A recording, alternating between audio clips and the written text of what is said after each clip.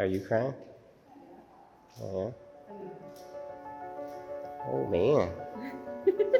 Wow. I miss a piece, so you didn't have to see me in it. Dress. Yeah.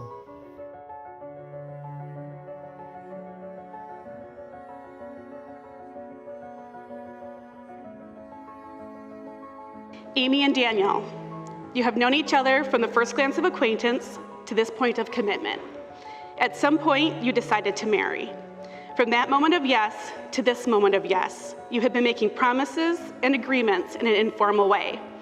All of those conversations that were held riding in a car or over a meal or during long walks, all of those sentences that began with, I will, and you will, and we will.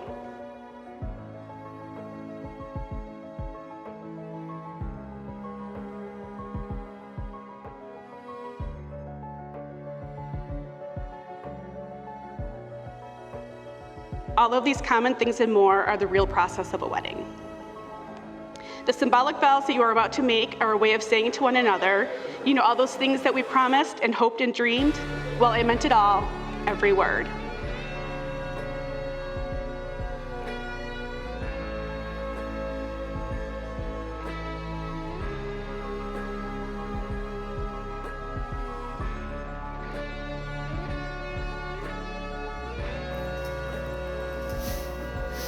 Oh, look very nice. How do I look?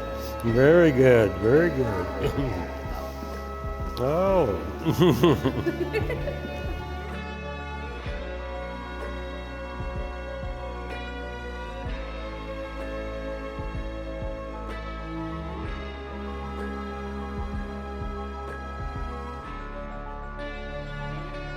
Amy and Daniel, as you stand here in the presence of God and these witnesses, I remind you that love, loyalty, and trust are the basis of a mature and fulfilling relationship. Your engagement set into motion the interweaving of your lives, and we hope that you will continue to grow closer throughout your years together.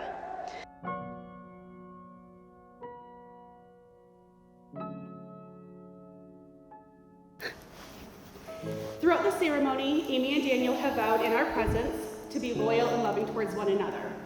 They have formalized the existence of the bond between them with words spoken and the giving and receiving of rings. Therefore, it is my honor and pleasure to now pronounce them husband and wife. You may kiss your bride.